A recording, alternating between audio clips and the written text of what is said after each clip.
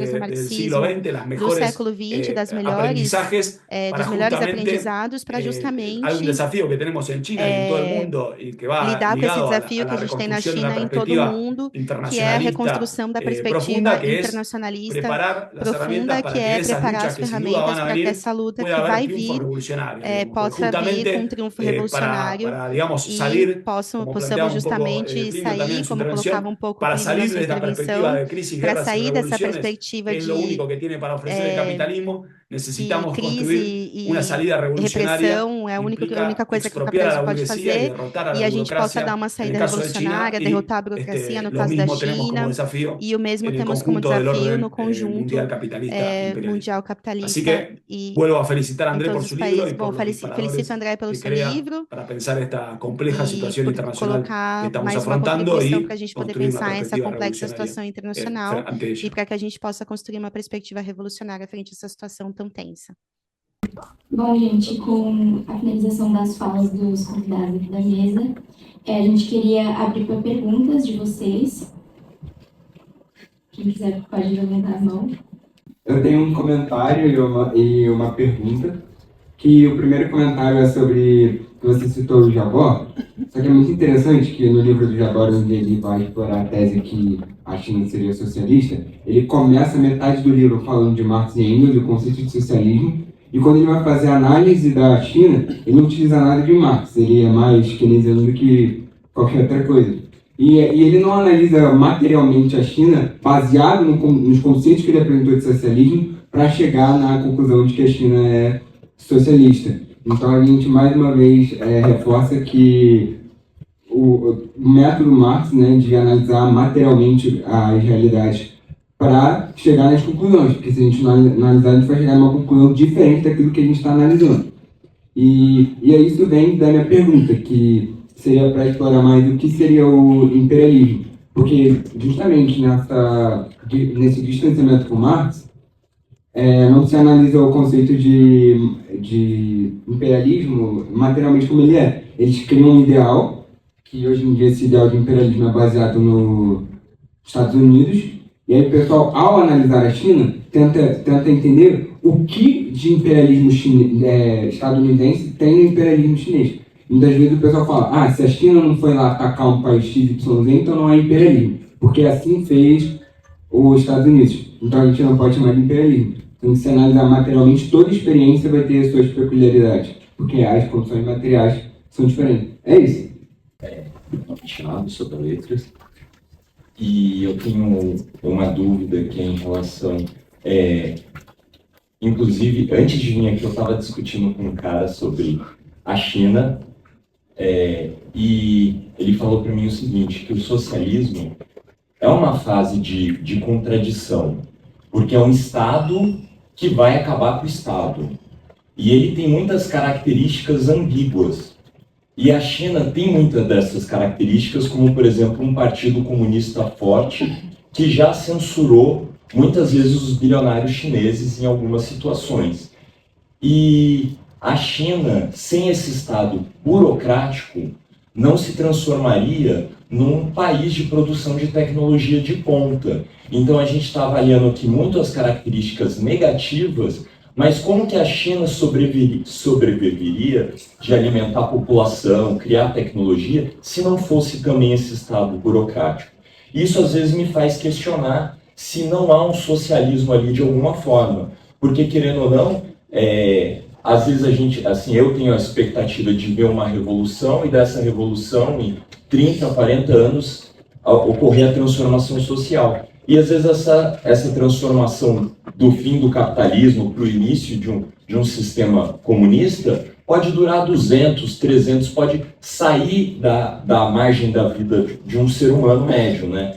Então, assim, e isso me fez cogitar de alguma forma, não é um tipo de socialismo ter um partido único e, de certa forma, tentar guiar a economia que é planificada para gerar uma transformação social, né? Que foi o que aconteceu com a China. Querendo ou não, foi graças, ou pelo menos eu posso estar falando aqui alguma coisa errada, né? Mas foi graças a esse partido burocrático, essa burocratização do Estado, que a China conseguiu esse nível de desenvolvimento tecnológico E isso trouxe certa autonomia e poder de barganha para a China no comércio internacional, né? E se ela fosse, assim, eu acredito, se ela tivesse feito uma revolução socialista de uma forma mais extremada, provavelmente ela estaria muito mais isolada e não tem como sobreviver sem matérias-primas, sem tecnologias de forma integrada com a economia, né? Pelo menos não em curto prazo, né? É mais ou menos essa a minha divagação. Obrigado. Eu quero fazer uma pergunta, mas deixa fundamentalmente não tem quando se te pergunta. Tipo, primeiro quero comprar o livro, né? Acabei de querer pagá-lo, não tenho. Me compro o livro e título, porque não uso Pix, sou muito antigo, não uso Pix, não uso nada, sempre. E tudo mais, e queria pagar com cartão de crédito e não queria gerar. Você me paga e te transfiro a maneira. Então, é o seguinte. Eu quero comprá-lo, eu tenho em PDF, porque não batesse. É uma tesi federal do Rio Grande do Norte, do Sul, do Rio Grande do Norte. Melhor, do Rio Grande do Norte. Mas tudo bem, eu sou requisista do livro, quero ter o livro, né? Porque não li a tesi. Quando um amigo vi aí, disse, que interessante e tal, mas primeiro não gosto de ler assim, PDF, gosto do livro, e não tive tempo. Bom, tudo bem. A saída é, bom, que idade você tem? 37, bom, muito bem. 6 anos antes de você nascer, eu publiquei um livro, certo? Chamado A Revolução Chinesa. Foi publicado pela editora Moderna, certo? E tirou, foi 11 edições, certo? Então, um monte de aluno aí, seguramente foram, deve ter lido aí, porque era um livro paradidático, certo? Foi no ano 82, então como terminava o livro? Terminava da seguinte maneira, bem trotskista, isto vai para uma revolução política ou para uma restauração capitalista? Bom, tudo bem. Naquele momento, estou falando do ano 82, ninguém suspeitava que ia acontecer o que aconteceu com a China em todos esses anos. Certo? Então, a Chay, eu quero fazer uma pergunta, certo? Porque não estou aqui para fazer uma conferência paralela, certo?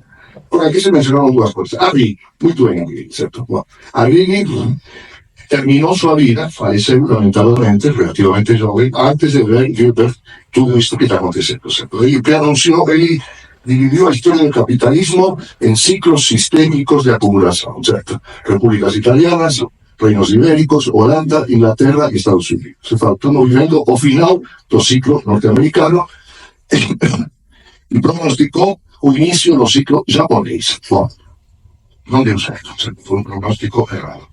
Se tivesse vivo, talvez tivesse dito, não era japonês, errei por pouco, estava do outro lado do mar da China, certo? Estava na China, certo? A saída do capitalismo. E o Plínio colocou muito bem a questão que é a economia mundial, certo? E a China não pode ser vista em si mesma, certo? Tem que ser a economia mundial. E a falar de economia mundial, não estou me referindo apenas a sistema financeiro, não, a formação do proletariado, certo? Nós temos hoje no mundo mais operários do que em termos absolutos, em termos proporcionais, mais do que qualquer época histórica brasileira. E claro, para mim, a saída é a organização política desse proletariado para colocar uma alternativa política mundial, certo? Que inclui a China.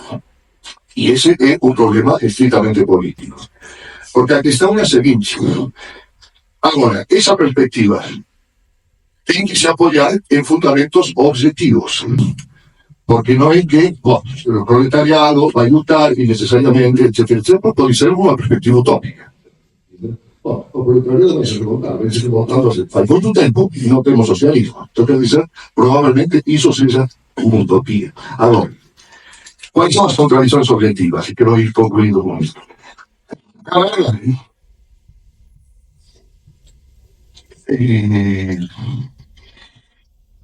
O que está sendo colocado com a questão chinesa e tudo mais, o que está fazendo Trump, e me refiro completamente, o que está fazendo Trump com a China?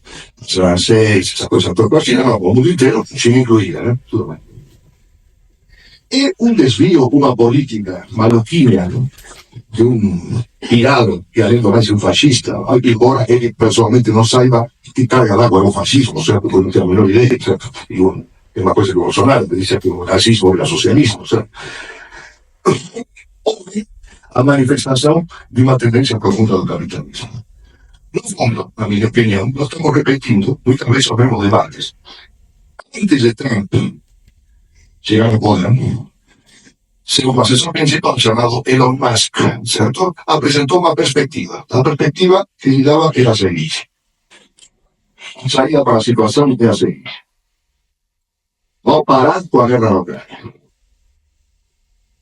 Tem que dar para os russos em a parte da Ucrânia que eles querem e chegar a um acordo com os russos, certo? Vamos parar com a militarização do mar da China. E ele chegou a colocar a seguinte questão, que é decisiva. Taiwan tem que se incorporar à China e tem que haver, como foi feito com Hong Kong, certo? Hong Kong foi incorporado à economia chinesa, certo? Um país, dois sistemas, que seja um país, três sistemas, não tem importância. Vamos dar essas concessões, certo? Mas primeiro, isto não é, e vamos estabelecer um condomínio mundial, certo? Mas os Estados Unidos que vão mandar. Vão mandar por quê? Porque vamos fazer concessões territoriais, tudo bem, isso aí de Taiwan, tudo bem, que importância tem, certo? Os territórios do Donbass, que o russo tinha na Ucrânia, fora a parte das terras raras, não me interessa muito, certo? E vamos apertar. China tem que abrir o sistema financeiro, que é a chave da questão, certo? Pode ter um monte de fábrica privada na China, mas enquanto o Partido Comunista chinês controle o sistema financeiro, vai ter algum fundamento, Elias Jaur, né? Que o que está fazendo a China é conduzir o mundo em direção do comunismo. Isto está fazendo uma jogada extremadamente astuciosa. Todo mundo está pensando que a China está, digamos assim, salvando o capitalismo, quando na verdade está fazendo uma concorrência vitoriosa com os países capitalistas e depois, uma vez estejam derrotados, vai instaurar o comunismo. É mais ou menos essa ideia. Agora, o papel econômico da China, ninguém tem dúvida, certo? Foi junto com o grande salva-vidas do capitalismo mundial depois da crise de 2008, continua sendo, certo? O país, a Argentina, não foi à falência por um swap chinês, não pegava. Ajudou os Estados Unidos, que foi renovado já sobre o governo Trump e sobre o governo Milley, certo? Eles se aceitam de qualquer tipo de circunstância política. Bom, tudo bem. Agora, a questão é a seguinte. Esa perspectiva que colocó Elon Musk, na verdade, ele repetiu, sem jamais ter olido, a teoria de Kautsky sobre o superimperialismo, certo? Ou seja, é o domínio mundial. Kautsky, não vou repetir toda a teoria, em 1914, disse vamos chegar a um acordo entre todos em interesse do socialismo. Por quê? Porque se há um acordo mundial, não há guerra. E não havendo guerra, o proletariado europeu, norte-americano, asiático, africano, tudo mais, certo? Pode continuar progredindo através do Partido Socialista e chegaremos a uma transição socialista. O qual foi o grande debate, Lenin colocou que isso era uma perspectiva utópica e reacionária. Não pode haver superimperialismo. Não pode haver semelhante tipo de acordo, porque antes disso vai haver guerra mundial. E a guerra mundial vai deflagrar contradições tão violentas e sofrimentos tão violentos que vão colocar na ordem do dia, objetivamente, e não apenas como um ato de vontade, certo? A necessidade da revolução socialista internacional. Bom, no meu entendimento, salvadas muitas diferenças, estamos vivendo uma situação bastante semelhante, certo? Porque a perspectiva, mas obviamente nunca leu Kautsky, nem Lenin, sou um ignorante completo do seu ponto de vista. Ele fez isso de maneira, vamos dizer assim, inconsciente, certo? Por a astúcia da história, como diz aquele. Ele repete a teoria da possibilidade de um superimperialismo com um imperialismo hegemônico, que concorda com o multilateralismo global, como que se chama essa teoria, certo? Aí é a repetição daquela teoria. E o fator para organizar, decisivo para organizar o proletariado internacional é a ideia de Lenin, certo? Ou seja, não. Isto é uma utopia. Tem que se organizar sobre a base da necessidade de uma perspectiva revolucionária, não porque nós gostemos da revolução, sino porque ela existe, está escrita objetivamente no desenvolvimento, no curso objetivo das coisas, certo? Fui longe demais, poderia falar muito mais de toda esta história, certo? E dentro disso, citar o papel da China, certo? Porque o papel da China é inédito, certo? Até certo ponto, e até certo ponto não é. Dice, o capitalismo mundial está sendo salvado por um partido comunista. Dice, isto nunca aconteceu. Sim, verdade, nunca aconteceu. que o capitalismo mundial tinha um grande auxiliar num país dirigido por um partido que se chama comunista. Mas não é tão inédito assim, porque o capitalismo mundial foi salvo no período de pós-guerra, da primeira pós-guerra e também da segunda pós-guerra, não por comunistas, mas por social-democratas, que também declaravam ser anticapitalistas, socialistas, odiavam quatro, ou seja, que, estritamente falando, é um fenômeno novo e também velho, certo? Os dois simultaneamente. Claro, os partidos socialistas não fizeram nenhuma revolução. O Partido Comunista Chinês, ao contrário, vem uma revolução que, de fato, expropriou o capital. Bom, a questão fundamental é a seguinte: qual é a perspectiva histórica geral dentro da qual, certo, enquadrar a questão conjuntural, que é a que está acontecendo atualmente, certo? E eu estou de acordo com a citação que fez o Plínio da economia mundial como o fator decisivo, certo, para se entender o que está acontecendo internamente na China, certo? A economia mundial é a única, e a política mundial é a única que permite entender a China, os Estados Unidos, Brasil, a Argentina e todos os países do mundo. Bom, o que vocês acham disso? Eu queria fazer uma fala bem rapidinho agora, depois da fala do professor. Porque eu sou da Faísca também, da história também do Festival, etc. A gente organizou essa mesa, né, inclusive passou em várias salas de aula, a gente inclusive dialogou com professores, com os estudantes, e só queria colocar que é bastante emocionante estar debatendo esse tema aqui também, porque, que nem o próprio professor colocou agora, que nem vocês colocaram na mesa, tem tendências cada vez maiores a um conflito mundial, inclusive, né? A gente vê o que está acontecendo há alguns anos já na Ucrânia, vê também o próprio genocídio na Palestina, o que está acontecendo agora, por exemplo, no Congo. Então a gente vê diversos cenários de disputa de mercado entre as potências capitalistas, entre os países imperialistas, e ao mesmo tempo a gente vê também uma juventude que internacionalmente vem levantando a bandeira do anti-imperialismo, levantou nos Estados Unidos, em toda a Ásia, na Europa, a bandeira da Palestina ocupando as universidades, aqui na USP, inclusive, a gente também fez isso. Então, está debatendo esse tema aqui também, está podendo ouvir as contribuições desse livro para, na verdade, essa análise, né, de um país que simplesmente concentra a maior classe trabalhadora de todo o mundo, 800 milhões de pessoas, da juventude chinesa também, que os seus avós fizeram uma revolução que livraram o imperialismo da China, e, enfim, é um debate bastante importante, bastante fundamental e bastante inspirador também para a gente poder debater hoje com a própria... fazer esse debate de ideias, né, aqui na universidade, para poder também levar para todos os lugares, debater com os professores, com os estudantes, com os trabalhadores, essas ideias. Então, só colocar isso assim e chamar todo mundo a ser parte também de debater essas ideias. Começamos comigo e depois o André fecha.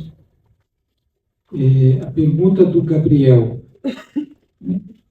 Na verdade, Gabriel, o que é o imperialismo? O imperialismo é a política do capital financeiro. O que é o capital financeiro? É o capital que funde, o capital industrial, o capital bancário, é o capital da potência máxima. E qual é a política deste capital? É buscar a valorização. Para buscar a valorização, ele extrapola as fronteiras nacionais. E ao extrapolar a fronteira nacional, ele tem que ter uma política de conquista externa. Essa política pode ser pacífica, pode ser militar, pode ser... E a conjuntura é que vai dizer o que é a política. Então, o que a gente está vendo aqui, no miolo desta crise, é um estranhamento da burguesia americana com a burguesia chinesa. Porque os Estados Unidos fez um desenvolvimento, ele reorganizou o mundo capitalista, depois da guerra, em torno do seu interesse. E ele convidou alguns. Convidou a Alemanha, derrotada, Japão, derrotado, Coreia. Depois, mais tarde, ele convidou a China. E depois convidou a Rússia. Mas tem que ter... Mas quando ele convidava, ele reorganizava os países em função dos seus interesses. No caso da China, e isso acho que o livro do André é muito bom, ele mostra que não funcionou na China. Não funcionou o quê? A vassalização da burguesia. Não é que a burguesia chinesa não tenha interesses conjuntos com a americana. Óbvio que tem. Mas ela tem uma autonomia política em relação ao Estado americano. E é isto é que faz, né, o Xi Jinping, que fala, então agora eu vou dobrar a aposta e vou galgar posições tecnológicas na escala produtiva. E é isso que incomodou o americano. O americano falou, opa, não, eu te convidei para eu ganhar. Todos nós podemos ganhar, mas eu ganho mais. Mas se você começa a disputar alguns setores de mercado comigo, não. Então, como é que faz o americano? Eu vou te desconvidar. Então, o que nós estamos vendo é um estranhamento entre burguesias. E a burguesia chinesa é uma burguesia que não cabe na China. Ao contrário, ela foi montada visando o mercado mundial. E hoje ela tem uma tremenda superprodução, supercapacidade ociosa, ela precisa do mercado internacional. E a americana também. Então eles estão se estranhando. É isso que a gente está, digamos, isso é que está no miolo deste problema. Então, para dizer o seguinte, na minha opinião, o problema não é se a China é ou não imperialista.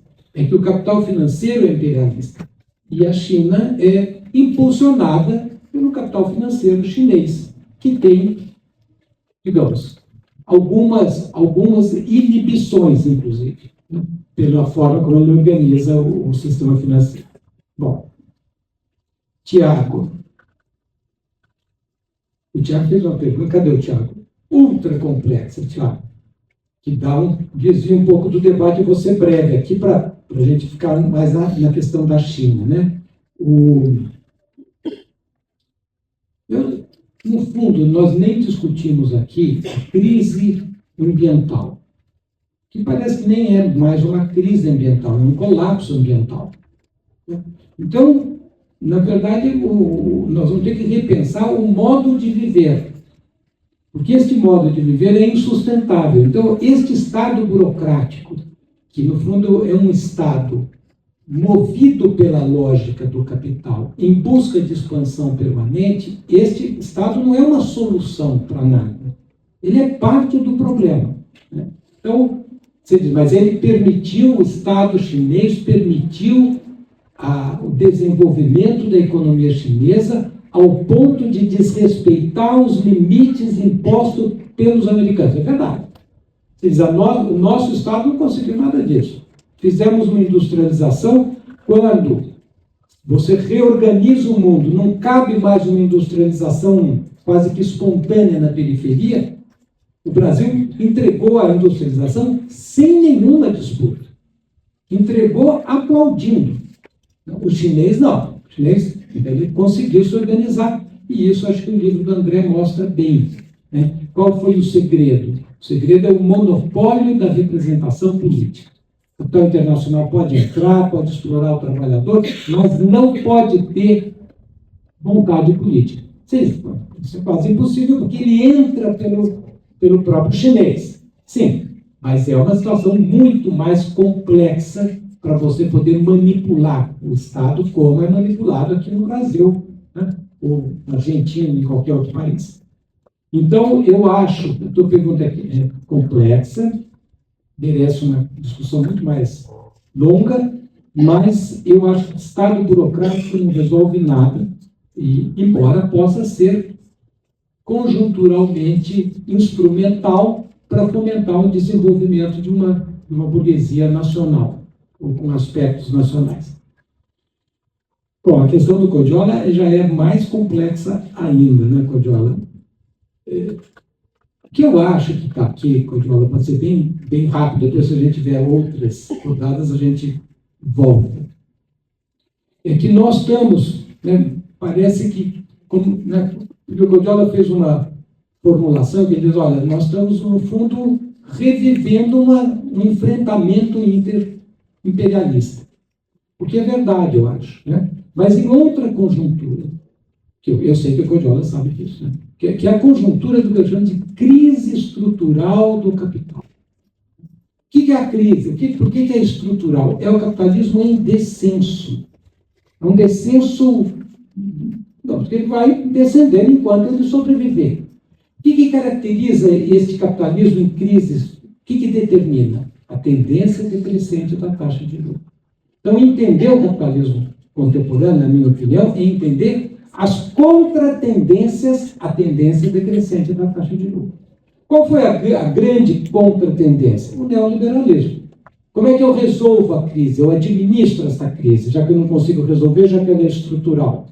Eu resolvo prolongando, administrando a crise, conquistando mercados externos e espoliando os trabalhadores dos seus direitos. É o neoliberalismo. Essa foi a política. E o neoliberalismo assumiu a forma americana, que é a globalização dos negócios. Esta globalização multilateral. Esta globalização que os americanos fizeram para eles não serve mais. Tem uma declaração do Marco Rubio que diz claramente: este multilateralismo não nos interessa mais. Então, eles estão querendo redefinir a regra para, no fundo, administrar agora não só a crise, mas também o declínio do Império Americano. Então, eu acho que é essa a movimentação mais geral que está posta. Mas dentro de uma trajetória de colapso ambiental, de acirramento muito acelerado da luta de classes pelas desigualdades sociais, né, pelo aumento da pobreza, da miséria, enfim, das imigrações, tal. Então, eu acho que é este o quadro geral. Então, nós estamos vivendo o capitalismo da catástrofe. No Lenin, eu acho que ele pensava assim: capitalismo, barbárie e revolução. Marx, né? O capitalismo do tempo dele, etapa superior do capitalismo, barbárie, a guerra. Revolução, transformar a guerra em revolução. Agora nós vamos, qual é a nossa barbárie? É a crise econômica, a crise social, a guerra e a crise ambiental. Agora temos um combo. E é dentro deste combo que aí sim nós vamos ter a catástrofe, o sofrimento, a pedagogia da catástrofe e a possibilidade do comunismo, se concordo com o Guardiola, se isso tudo for organizado, tiver um horizonte para além do capital e tiver uma organização. Senão nós vamos que nem diz o Mesários, barbárie se tivermos sorte. Porque eu acho que esta é a movimentação mais geral, e por isso, você é time China ou time Estados Unidos? Né? Time Estados Unidos Biden ou time Estados Unidos Trump?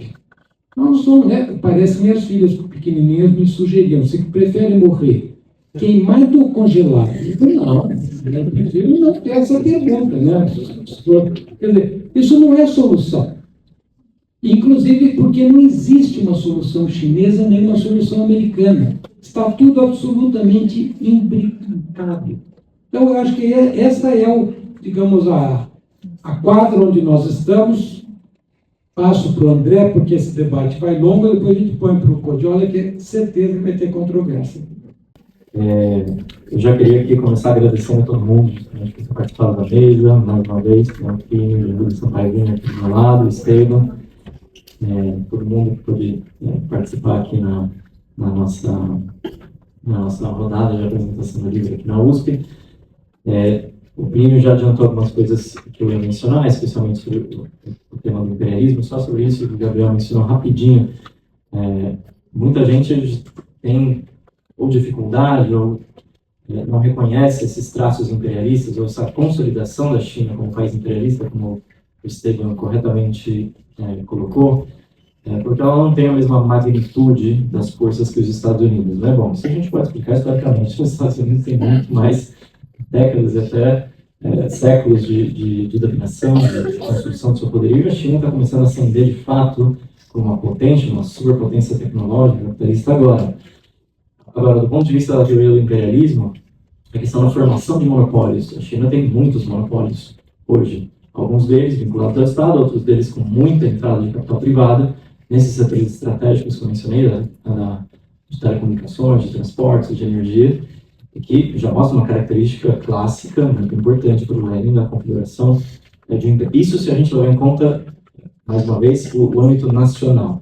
Nós temos que levar em conta que a totalidade internacional é superior à economia chinesa e subordina a economia chinesa no seu curso. mas a questão dos monopólios já é uma característica importante. A exportação de capitais, mais importante ainda. A China tem uma presença no mundo do seu capital, né, das suas empresas, que já começa a ser muito espetacular do ponto de vista do que o capitalismo quer fazer com a exploração do trabalho, a extração de mais valor. Na África, 53 dos 54 países africanos têm acordos com a China pela nova rota da seda. Segundo dados do governo chinês, eles criaram nos últimos 3 anos mais de 1 milhão de empregos. Esses 1 milhão de empregos não é para favorecer as condições de vida dos trabalhadores africanos, é para explorar a mão de obra, a força de trabalho dos africanos.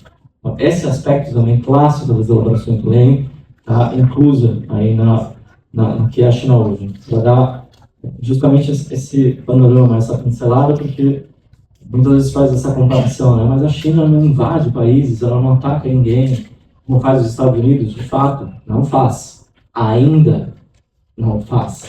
A gente não sabe como vai ser isso no curso do desenvolvimento chinês. A China não tem, ela tem uma base militar no Chifre da África, em Djibouti, ela construiu em 2017, que é justamente onde passa boa parte do comércio marítimo, uma parte importante desse comércio marítimo que sai e que chega até a China.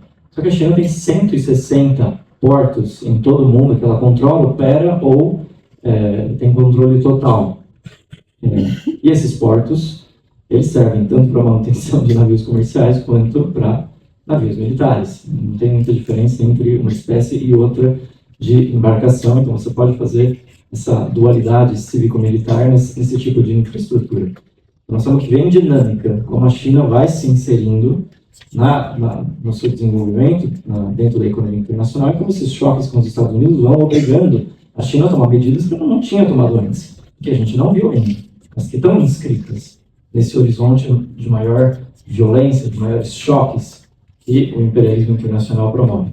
Aí sobre o Thiago falou várias coisas aqui, eu até anotei algumas afirmações que você fez, seguindo na linha até do Plínio, né, de um Estado burocrático não ajuda em absolutamente nada, e no século XX, de fato, isso foi cabal, né, porque a burocratização do Estado chinês impediu que a revolução que aconteceu em 1949 se expandisse a nível internacional. Né? Inclusive, hoje tem dados escritos, documentados, de como Mao Tse-tung, por exemplo, apoiou a repressão das revoluções políticas no leste europeu pela União Soviética, né, do Stalin.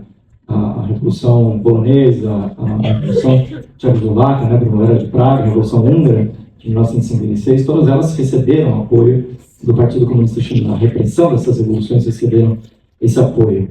Então, do ponto de vista do que o Estado burocrático é capaz de fazer, a China, o que foi o Partido Comunista Chinês, impediu esse desenvolvimento da dinâmica internacional do comunismo, colaborou para esse impedimento na década de 70, né? A China fez acordos, ou participou desse movimento de distensão entre a União Soviética e os Estados Unidos, para que essas duas potências, cada uma à sua maneira, tanto o imperialismo norte-americano quanto a burocracia stalinista, derrotasse todos os processos revolucionários que se desenvolveram, né, entre o Maio francês, em 68, até a Revolução Polonesa, em 1981. Então, que tipo de ajuda esse Estado burocrático fez? Outra questão que o Thiago tinha mencionado é que o Estado burocrático ajuda a alimentar as pessoas na China. Bom, para dar um dado, a China é o segundo país com mais bilionários do mundo. Isso significa que o nível de desigualdade social na China já alcança os Estados Unidos, praticamente os dados dos Estados Unidos. Os 50% mais pobres na China têm só 15% da distribuição de renda. Os Estados Unidos é 12%, ou seja, basicamente o mesmo. A parcela mais rica, os 10% mais ricos na China, concentram 70% da renda. Sabe quanto é nos Estados Unidos? 72%. Basicamente o mesmo. Então, essa é a tarefa contra-revolucionária, conservadora, que o Partido Comunista Chinês tem hoje. E aí, para dizer que a tecnologia chinesa não poderia ter sido atingida sem o Partido Comunista, bom, primeiro a gente tem que falar que a China ela não poderia ser o que ela é hoje sem a Revolução de 1949. Né? Não é à toa que a gente não está falando aqui da Índia ou de qualquer outro país da Ásia, nós estamos falando da China, que é um país que passou por uma revolução socialista, que expropriou a burguesia e depois, através da contra-revolução encabeçada pelo PC, colocou essa burguesia de volta no poder. Justamente essa restauração capitalista se apropriou das conquistas da Revolução de 1949 e impulsionou a China ao patamar que ela é hoje. E assim, quem produz toda a tecnologia da China, a classe operária chinesa e mundial. Como é que a gente poderia falar da tecnologia da Huawei sem os mineradores na África, na América Latina, que extraem o lítio e esses minérios para poder fazer os aparelhos digitais que são usados nas plataformas, nas tecnologias mais avançadas de inteligência artificial ou de robótica que a gente tem hoje. E os trabalhadores chineses são aqueles que fazem esses aparatos físicos, materiais. Então são os trabalhadores os responsáveis por essa tecnologia. Não, a gente não pode ser generoso e injusto de atribuir isso ao Partido Comunista Chinês, essa burocracia contra-revolucionária que cumpriu esse papel de impedir o avanço do socialismo e que, com certeza, aí também para dialogar um pouco com o que o Kojola mencionou, sobre a luta de classes na China, né? Às vezes a gente parece que está inventando o que acontece lá. A única dificuldade aqui, para mim falando, seria escolher qual processo de luta de classes da China eu poderia mencionar aqui. E são inúmeros. Não é porque a imprensa ocidental ou a imprensa chinesa não divulga isso que não acontece. A China é o país que mais tem greves em todo o mundo. Isso é um dado oficial reconhecido por vários estados, sendo que as greves na China são proibidas desde 1982. Então, as condições para que a classe trabalhadora chinesa lute não são as mesmas que a gente encontra aqui no Ocidente. E mesmo assim, ela se levanta nessa magnitude. Né? A última, talvez a mais poderosa que a gente viu, que mudou inclusive uma política central do governo, foi a greve dos trabalhadores da Foxconn, em Zhengzhou, em novembro de 2022, que obrigou o Xi Jinping e o Partido Comunista Chinês a acabar com a política da Covid-0, né? Os lockdowns que prendiam os trabalhadores dentro das fábricas para que eles cumprissem as metas de produção antes de poder sair. Nessa rebelião dos trabalhadores que se enfrentaram com a polícia, essa província central, né, do país, desatou um processo de mobilização da população chinesa em todo o país. E obrigou o governo a mudar uma política que ele considerava central. Então, é sobre isso que a gente está discutindo. Nós não estamos inventando o processo de luta de classes. Nós não falamos que a teoria da revolução permanente, a teoria do desenvolvimento desigual combinado na China é uma coisa simplesmente historiográfica, né, que se refere às revoluções que aconteceram no século XX. Essa é uma possibilidade hoje, a gente reatualizar essa perspectiva com um dos proletariados mais poderosos do mundo, e que não é só a classe operária, que permite a gente vislumbrar a questão da hegemonia dos trabalhadores sobre os distintos setores oprimidos dentro da China. As mulheres, a comunidade LGBT, a juventude, as minorias étnicas, muçulmanas, né, indiano.